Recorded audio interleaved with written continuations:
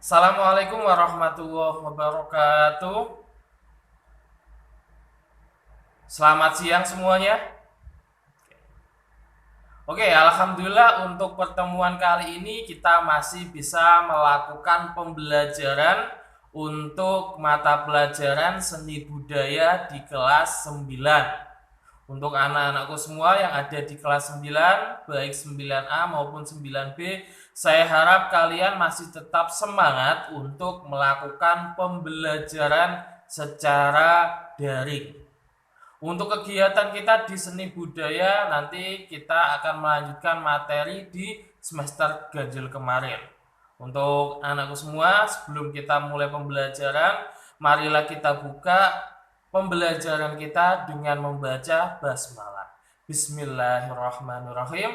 Oke, untuk kelas 9 tolong dibuka semuanya modul dan juga buku catatannya, karena setelah ini kita langsung masuk ke dalam proses pembelajaran kita ya. Silakan dilihat secara seksama terkait tentang materi video berikut.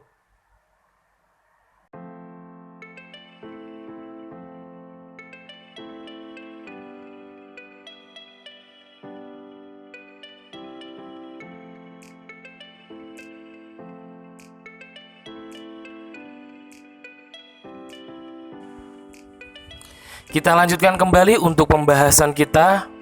Pada pembahasan pagi hari ini kita akan membahas terkait tentang mata pelajaran seni budaya di kelas 9, di mana untuk pembahasan materi pada pagi hari ini untuk kegiatan kita akan membahas materi pada bab yang ke-9. Coba kalian buka untuk modulnya pada bab yang ke-9 pada halaman 76. Oke, di sana ada materi tentang seni grafis ya. Dimana untuk permulaan di semester genap ini kita akan membahas terkait tentang seni grafis. Oke. Kita masuk pada materi kita. Seni grafis itu merupakan suatu karya seni rupa dua dimensi atau biasanya disebut juga dengan dwimatra. Seni grafis ini dibuat untuk mencurahkan ide ataupun gagasan serta emosi dari seseorang dengan menggunakan teknik cetak. Ingat, seni grafis itu identik dengan seni cetak, di mana dari seni cetak ini fungsinya agar kita bisa menggandakan hasil dari karya kita. Seni grafis sendiri itu berasal dari bahasa Yunani, yaitu grafen ya, yang berarti menulis ataupun menggambar.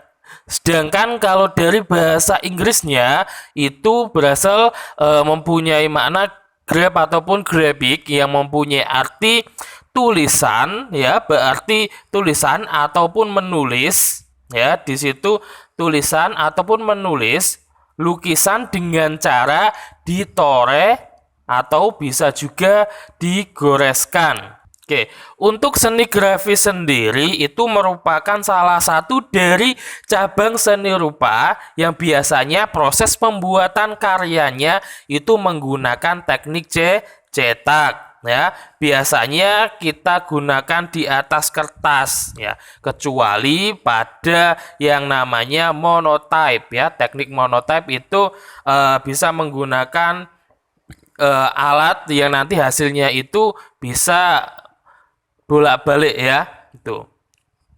Monotype sendiri itu adalah salah satu jenis teknik cetak seni grafis yang dibuat dengan menggambari ataupun melukis sebuah permukaan yang halus yang tidak meresap, kemudian ditransfer ke kertas dengan cara ditekan. Nanti untuk gambarnya itu nanti akan mencetak di gambarnya yang tadi ya. Nah, bisa kita balik, nanti akan gambarnya itu menyatu ya, kayak di copy. memakai alat tersendiri ya. Itu untuk monotype. Sedangkan untuk pembagian dari jenis karya seni grafik sendiri itu ada beberapa teknik, di mana tekniknya itu ada 4 macam ya. Yang pertama di situ ada yang namanya cetak tinggi ya. Yang kedua ada cetak dalam atau intaglio print. Yang ketiga itu ada yang namanya cetak datar atau planografi print. Dan yang terakhir itu ada cetak saring atau biasa juga disebut dengan cetak sablon ya. Kita masuk pada pembahasan yang pertama terkait tentang cetak tinggi. Oke, teknik cetak tinggi ini merupakan teknik dengan menggunakan klis atau alat cetak yang menghasilkan gambar dari bagian yang menonjol. Contohnya seperti stempel.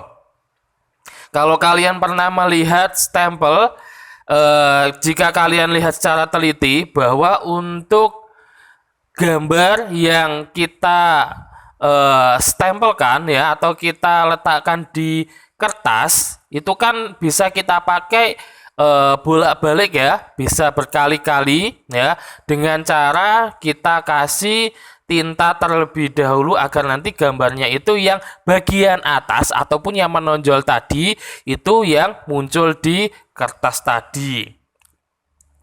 Untuk stempel sendiri itu adalah salah satu alat yang bisa kita gunakan untuk mencetak gambar ataupun tulisan dengan cara teknik cetak tinggi ini ya.